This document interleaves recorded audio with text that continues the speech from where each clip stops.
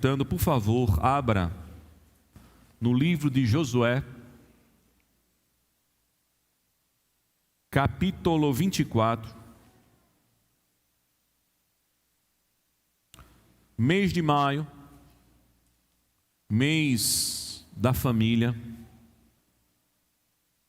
e nós queremos olhar para a palavra do Senhor, irmãos, e através dela entendermos o compromisso que nós temos com Ele, que não é só individual, mas se estende também para todo o nosso contexto familiar. Por isso que eu queria ler com os irmãos Josué 24, versículos 14 e 15. E dentro desses versículos eu quero expor o tema um lar aliançado com Deus. Um lar que tem um pacto verdadeiro com Deus. Um lar que está comprometido com o Senhor. Josué, capítulo 24, versículos 14 e 15. Os que acharam, digam amém. Assim diz a palavra do nosso Deus. Agora, pois, temei ao Senhor e servi-o com integridade e com fidelidade. Deitai fora os deuses aos quais serviram os vossos pais da além de Eufrates e no Egito, e servi ao Senhor. Porém, se vos parece mal servir ao Senhor, escolhei hoje a quem sirvais, se aos deuses a quem serviram os vossos pais que estavam da além de Eufrates, ou aos deuses dos amorreus, em cuja terra habitais.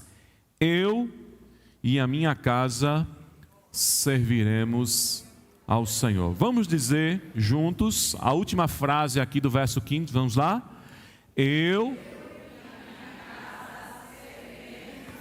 Mais uma vez e bem forte, vamos lá? Eu e a minha casa serviremos ao Senhor. Meus irmãos, esses dois versículos aqui, eles estão dentro de um contexto. E é importante a gente entender esse contexto. O contexto é a convocação que Josué está fazendo a toda a nação de Israel para a renovação da aliança, para que o povo pudesse mais uma vez entender que eles eram o povo da aliança, de um pacto estabelecido com Deus, o povo escolhido e o povo aliançado. E Josué, meus amados, está fazendo isso por três razões. A primeira razão é que este povo agora não era mais nômade. Este povo estava se assentando na terra que Deus havia prometido, e a promessa agora estava se concretizando diante deles. Quando nós olhamos para o livro de Josué, do capítulo 13 até o capítulo 22, nós vamos ver toda a narrativa das tribos, cada uma delas recebendo então a sua herança. Mas a segunda razão é que esse povo, ao receber a herança, ao tomar posse da herança, eles deveriam ter em mente que o cumprimento daquilo era exatamente o cumprimento cabal da promessa de Deus, porque Deus é fiel, aquilo que Ele promete, Ele cumpre na vida do seu povo. Quando nós vamos para o capítulo 21, do versículo 43 ao 45 aqui de Josué, nós vemos que Josué declara isso. Ele vai dizer o seguinte: desta maneira, deu o Senhor a Israel toda a terra que jurara dar a seus pais, e possuíram e habitaram nela. O Senhor lhes deu repouso segundo tudo quanto jurara a seus pais. Nenhum de todos os seus inimigos resistiu diante dele, e a todos eles o Senhor lhes entregou nas mãos. Nenhuma promessa falhou de todas as boas palavras que o Senhor falara à casa de Israel. Tudo se cumpriu. Josué, nesse momento, irmãos, provavelmente está lembrando as palavras do próprio Moisés. Moisés já estava morto. Josué é que está dando continuidade à condução da nação de Israel agora tomando posse da terra prometida.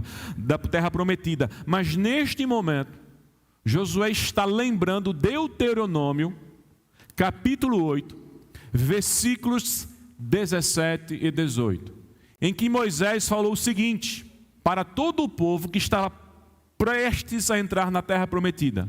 Moisés lembrou uma coisa: portanto, não digas no teu íntimo, a minha força e o meu braço me conquistaram esses bens e essas riquezas. Antes, recordarás que o Senhor teu Deus, porque é Ele que te dá força, capacidade para gerar riqueza, confirmando a aliança que jurou aos teus pais, conforme hoje se constata claramente. Então, Moisés está dizendo para o povo: olha, quando vocês vão entrar agora na terra prometida, mas cuidado com o coração de vocês, porque todas as vezes que alguém conquista alguma coisa, sobre a perspectiva do coração decaído, é dizer: olha o que eu fiz, olha o que eu alcancei, olha o que o meu dinheiro trouxe, olha que a minha sabedoria reservou para mim.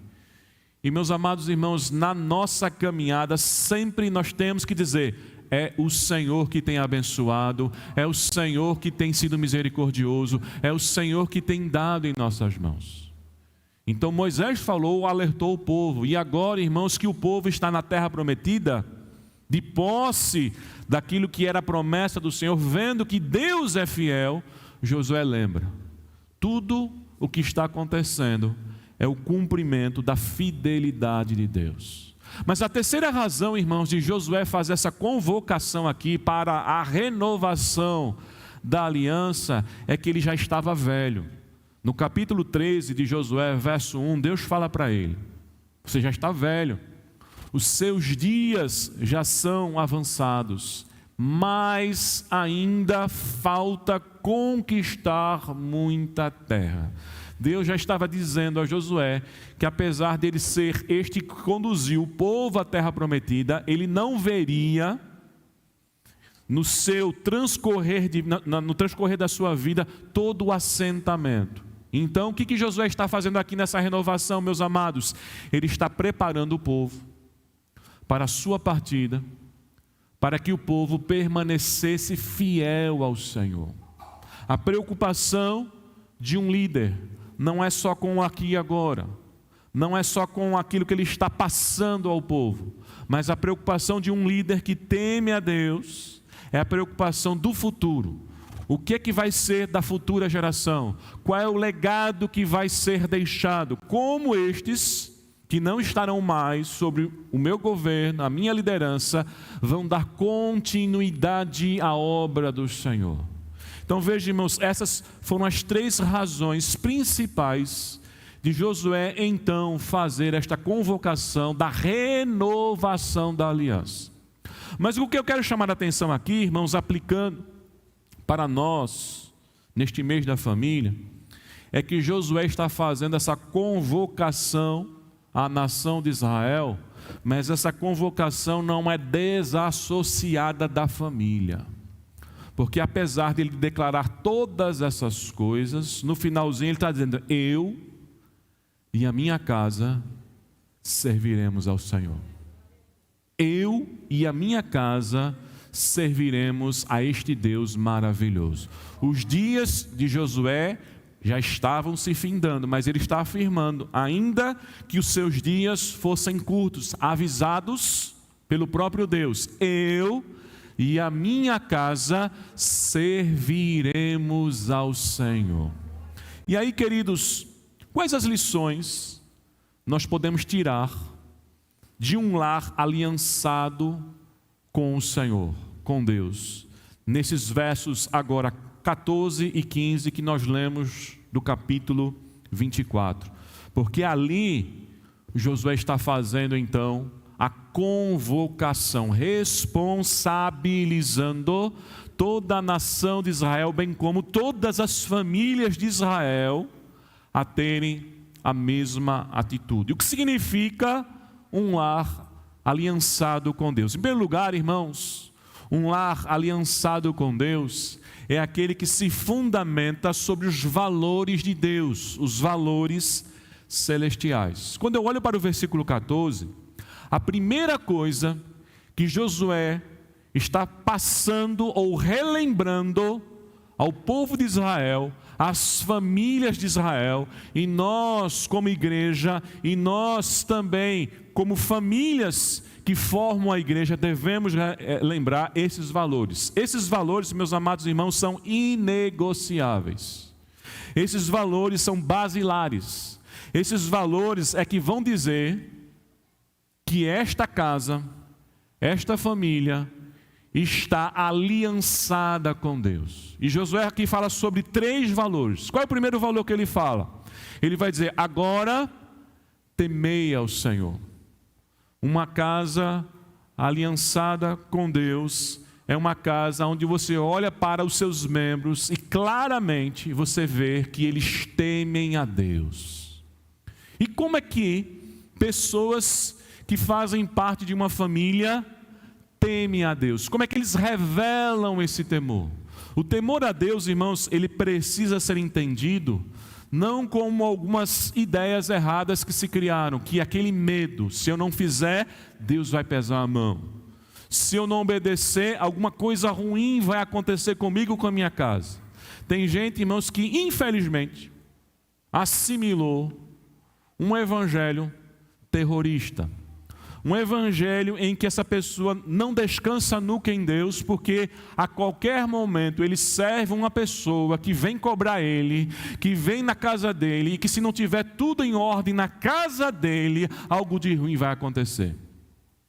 E isso, irmãos, não é o Deus de Israel. Esse não é o Deus que nós servimos. Mas o temor a Deus significa, irmãos, que nós temos 2 opções na nossa vida de caminhada. Ou seguir o nosso desejo, ou seguir o nosso coração, ou fazer da nossa casa conforme a nossa vontade, ou fazer do nosso lar conforme a vontade de Deus. O verdadeiro temor a Deus se revela a partir do momento em que nós reconhecemos em nossa vida, em nosso lar, que se a palavra de Deus não governar as nossas vidas, os princípios da palavra de Deus não governarem o nosso lar não tem aliança com Deus. Meus amados, aliança com Deus não é fazer parte de uma denominação. A minha casa foi criada num lar evangélico. Desde pequeno, desde que eu me entendo por gente, na minha casa, entrava pastores, entravam diáconos, conheço várias denominações, faço parte de uma, por isso essa casa teme a Deus. Não são essas coisas que identificam o temor a Deus. Existem muitos lares cheios de conceitos denominacionais, que quando você olha assim, você vai dizer: vocês são da igreja tal, né? Pelo perfil, pelo jeito de se vestir, pelo jeito de falar, você logo identifica que aquela família, ela pertence a uma determinada denominação. Mas isso, irmãos, não caracteriza ainda o temor a Deus. O temor a Deus é quando você olha para uma casa, para uma família, e esta família ama a palavra de Deus. Porque o verdadeiro temor a Deus, irmãos, é a submissão aos princípios de Deus. Temer a Deus, irmãos, não é ter medo de Deus. Temer a Deus é reconhecer a autoridade de Deus em nossa vida. E essa autoridade é reconhecida em amor. Jesus disse: aquele que tem os meus mandamentos e os guarda, esse é o que me ama. E aquele que me ama será amado por meu Pai. E eu também o amarei, e me manifestarei a quem? A Ele. Quarta-feira passada nós falamos sobre um dos atributos comunicáveis que nós vemos em Deus. E por ser comunicável, Deus também faz com que a gente possa participar desse atributo, o amor. E Jesus deixou claro que a gente permanece no amor dele, assim como ele permanece no amor do Pai, porque ele obedece ao Pai, porque ele está em verdadeira congruência com o Pai, de obediência à ordem do Pai, ao mandamento do Pai. E um lar que obedece a Deus em seus princípios, em seus mandamentos, é um lar que teme a Deus. Josué está dizendo o seguinte: é hora de nós renovarmos a aliança. Por isso, temam a Deus. E no momento em que a nação de Israel, juntamente com as suas famílias, ouviam essa palavra, temer a Deus, eles estavam sendo relembrados de: precisamos olhar para os preceitos de Deus. Precisamos olhar para a nossa aliança. Precisamos olhar para aquilo que nós nos comprometemos, para que então este lar seja um lar aliançado com Deus. Este, irmãos, é o primeiro valor inegociável. Deus não está preocupado, em primeiro lugar, em qual denominação você vai fazer parte aqui na terra. Qual é a igreja que você vai escolher e de repente, fazendo parte daquela igreja, de fato você está temendo a Deus? Não, Deus está olhando para o nosso lar. Deus está olhando para dentro da nossa casa. E Deus está vendo quem de fato está se sujeitando aos princípios da sua palavra. Mas qual é o segundo valor inegociável que Josué agora está relembrando a nação de Israel, bem como as famílias, neste momento de renovação da aliança? Ele vai dizer: sirvam a Deus com integridade. A palavra integridade aqui, irmão, significa sinceridade. É fácil a gente confundir evangelho com perfeccionismo, com vigilância, tanto nossa como do nosso irmão. E no momento desse, como que a Santa Ceia, é um momento que muitos ligam o seu alerta para saber quem é que está apto ou não para tomar a ceia do Senhor. Tem gente que no final do culto vai dizer: você viu quem tomou a ceia do Senhor?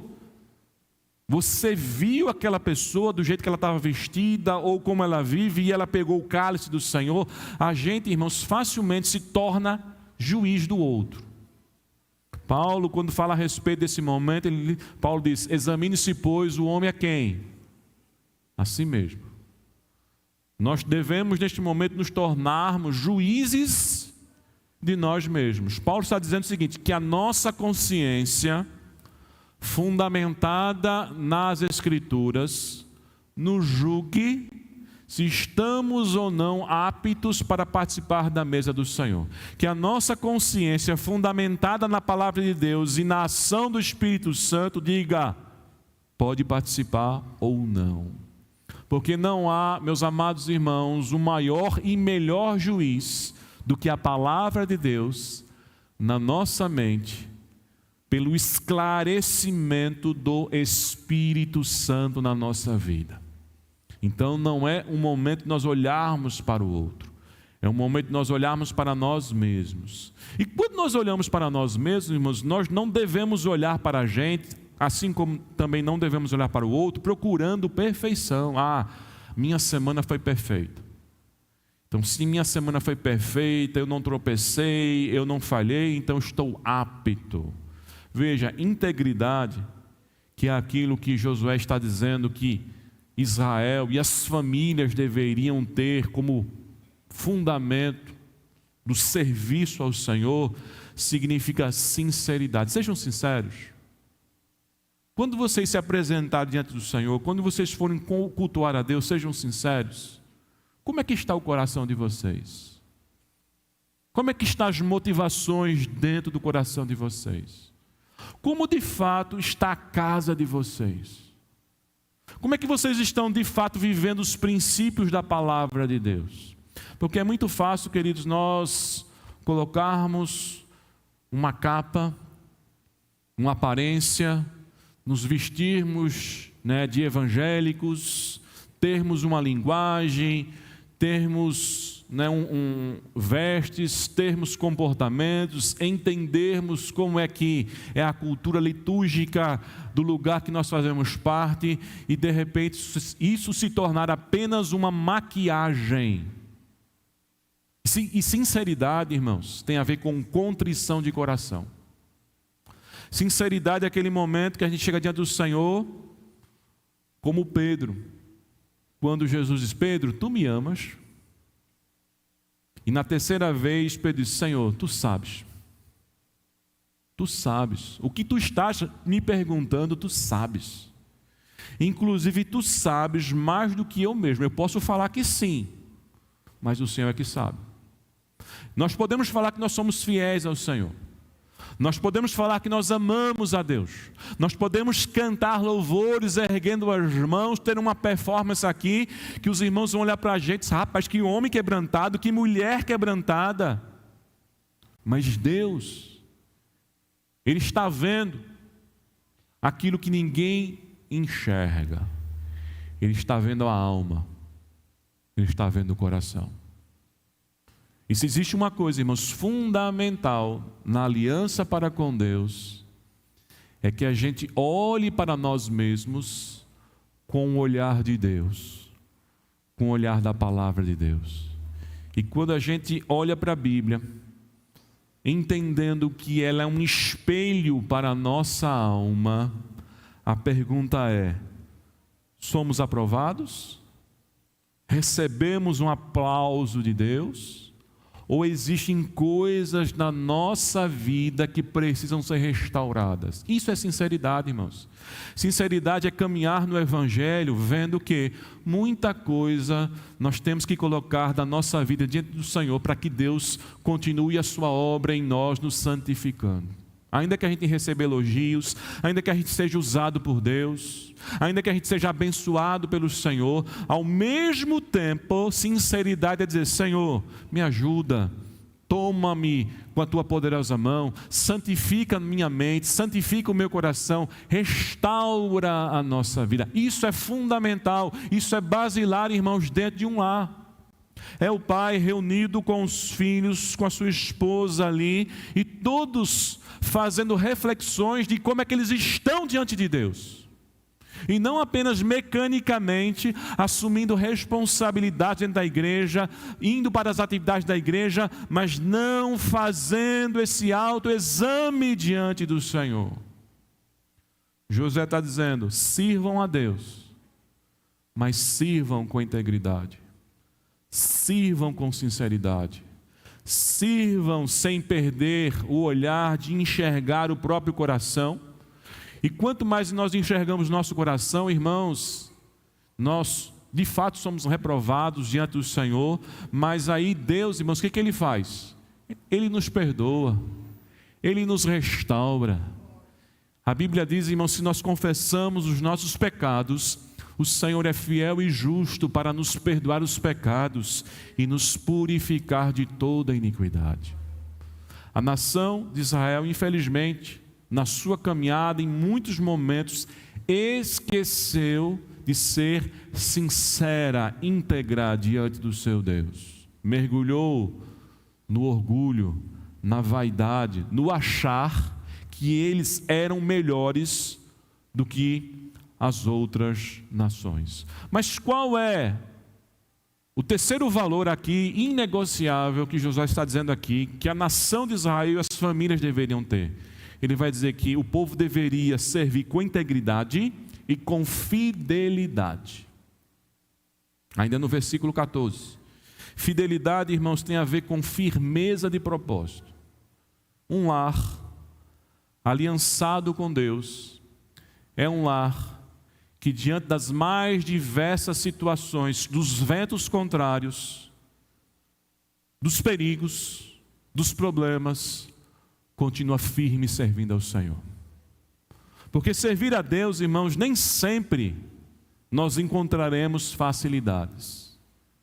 Servir a Deus, irmãos, significa construir na nossa alma, no nosso coração, uma convicção que ela deve crescer cada vez mais para que nos momentos difíceis, nos momentos em que as nossas emoções, os nossos pensamentos, o nosso mundo interno e o mundo externo pressionarem para a gente desistir de Deus, a gente vai dizer não.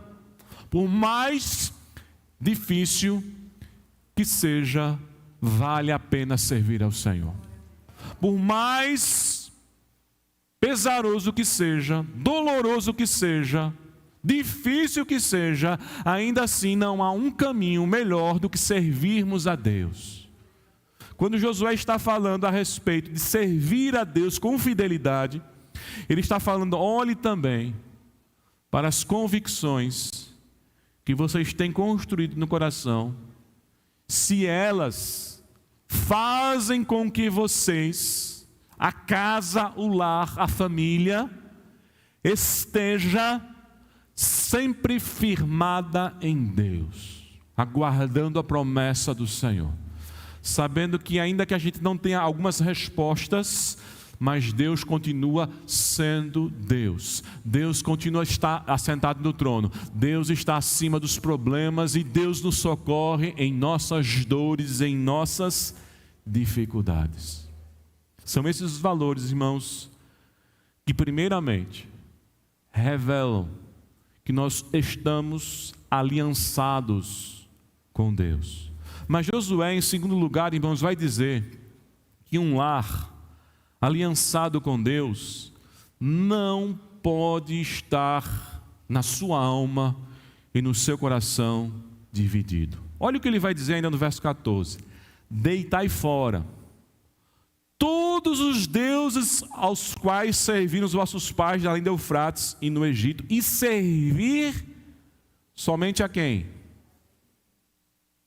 Aliança para com Deus, ou a renovação dela, faz com que a gente pare e pense: o nosso coração está todo em Deus, ou o nosso coração está dividido? Quantas casas estão divididas? Querem as bênçãos de Deus, mas não querem o compromisso com o Senhor. No momento do problema corre para a igreja, mas no momento em que as coisas estão boas, desaparecem da igreja. Quantos lares que no desemprego todos estavam na igreja, mas quando Deus empregou, fugiu da igreja. Quantos lares que no aperto estavam todos firmes na igreja, mas no momento em que Deus foi abençoando, prosperando, dando coisas materiais, foram se afastando do Evangelho. Foram deixando que as coisas desse mundo falassem também, e às vezes até mais alto do que o próprio Deus. Jesus contou uma parábola a respeito do semeador que saiu a semear e ele encontrou dois tipos de solos.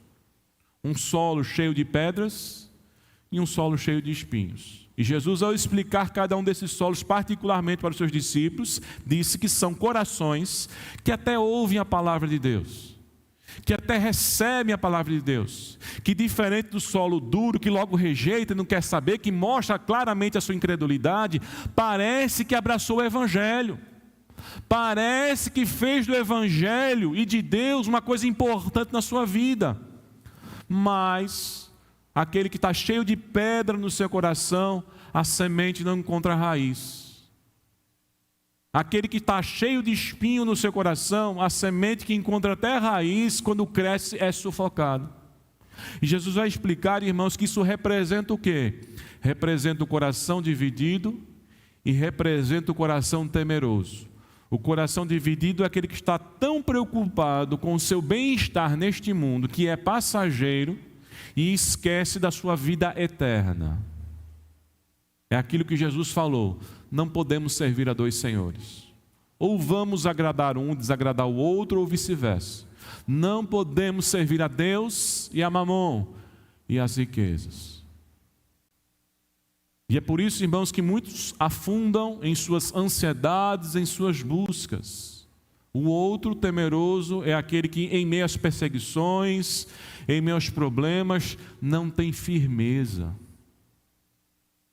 E a gente tem que olhar, irmãos, para a nossa casa e saber se ela não está dividida, o nosso lar. Nós estamos crendo em Deus, nós queremos as bênçãos de Deus, mas nós não temos tanto compromisso com Deus.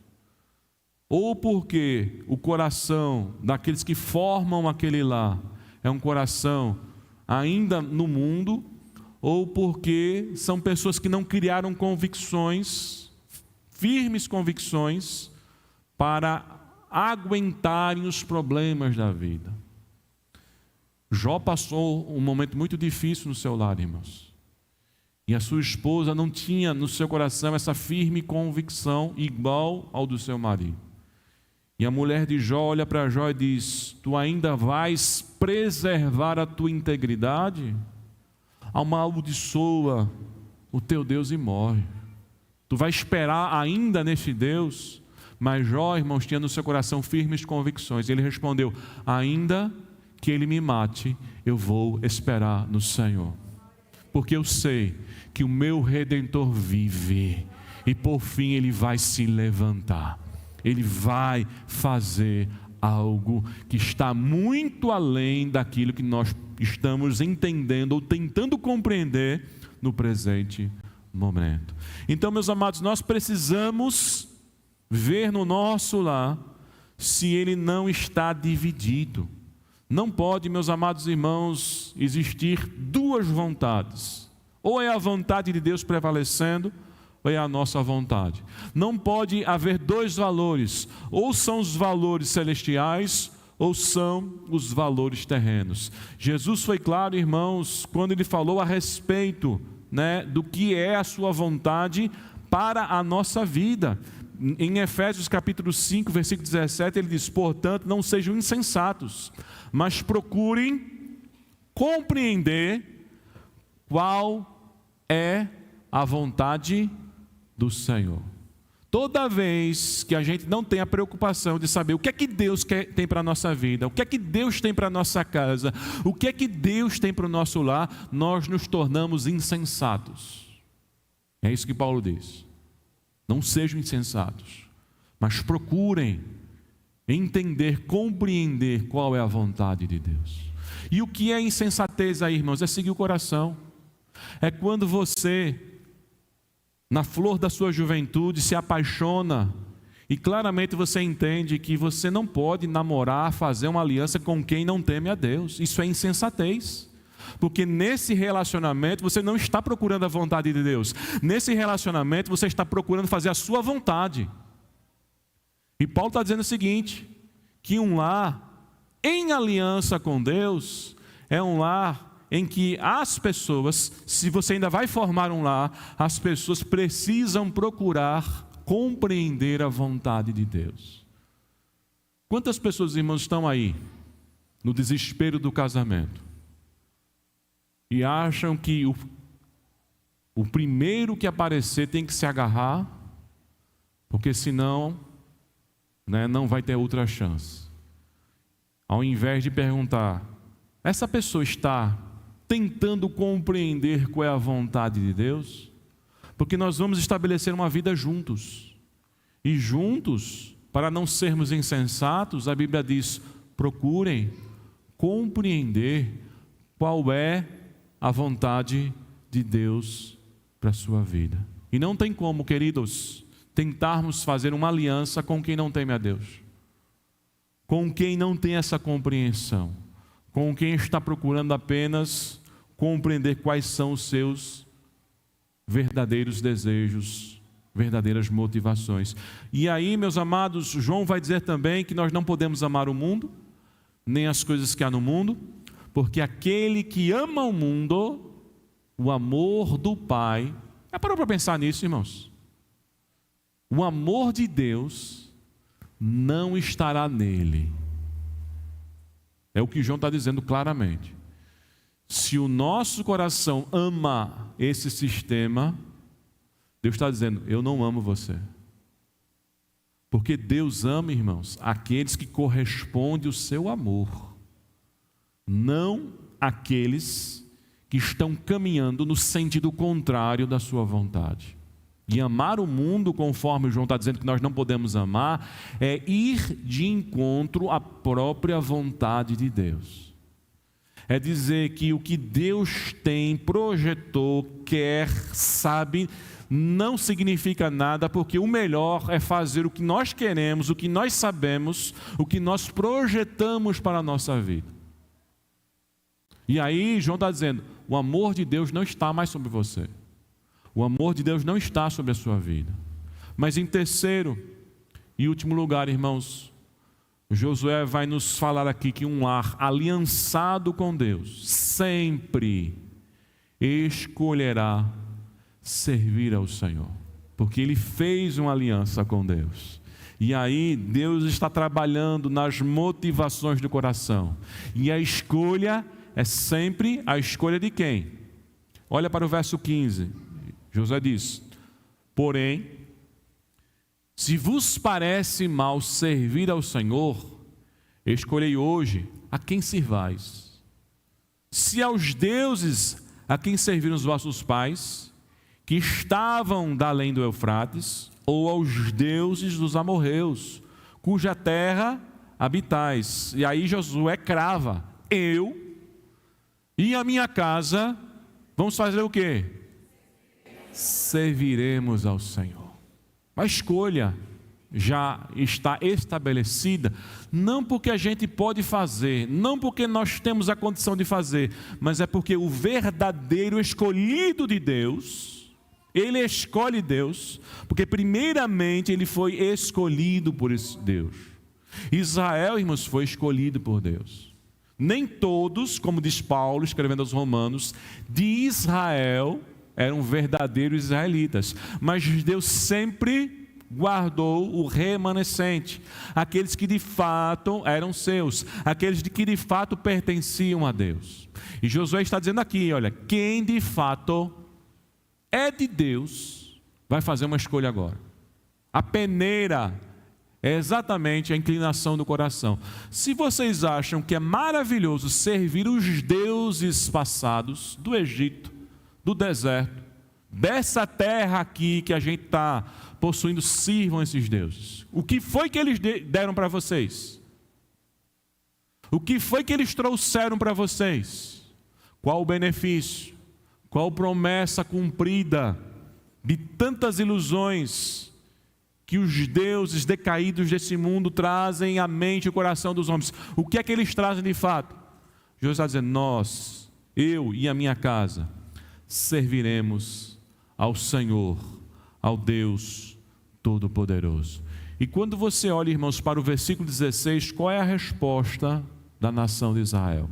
A nação de Israel responde dizendo: longe de nós o abandonarmos o Senhor para servirmos o quê? Outros deuses. E aí vai para o verso 19. Josué reafirma a seriedade do pacto. Josué no verso 19 vai dizer: então disse Josué ao povo: não podereis servir ao Senhor, porquanto é Deus santo, Deus zeloso, que não perdoará a vossa transgressão nem o vosso pecado. Por isso que Josué está dizendo: olha, temam a Deus, sirvam Ele com integridade e com fidelidade. Não faça isso da boca para fora, não faça isso nominalmente. Sabe por quê? No momento em que vocês falarem que querem a Deus, Deus vai levar a sério. Vocês podem não levar a sério, mas Deus vai levar a sério. E o povo está dizendo: longe de nós abandonarmos ao Senhor para servirmos outros deuses. E aí veja o verso 21, o que é que Josué vai dizer? Então disse ao povo Josué: não, antes serviremos a quem? Ao Senhor. O compromisso, é o compromisso. Olha para o verso 22, Josué vai dizer: sois testemunhas contra vós mesmos de que acolheste o Senhor para servir. E disseram o povo: nós somos. Aquela geração, irmãos, ainda permaneceu fiel ao Senhor, mas aquela geração não criou uma outra geração para dar continuidade à mesma fidelidade ao Senhor. Porque logo após o que nós vamos ver, o período dos juízes, 400 anos de altos e baixos, uma verdadeira gangorra espiritual de Israel diante do seu Deus, em que faziam o que era errado diante do Senhor e Deus permitia que o inimigo prevalecesse. Clamavam a Deus e Deus levantava então um juiz, alguém que os livrava. Depois voltavam a fazer o que era errado diante do Senhor e aí sofriam as consequências, porque Deus permitia que os inimigos prevalecessem sobre Israel. E aí eles clamavam de novo ao Senhor, e aí Deus dava livramento. E durante 400 anos eles ficaram assim, até revelar, irmãos, um dos versículos mais terríveis que eu já citei aqui na igreja, que nós encontramos na Bíblia, que é o último versículo, que dizia que naquele tempo não havia rei em Israel.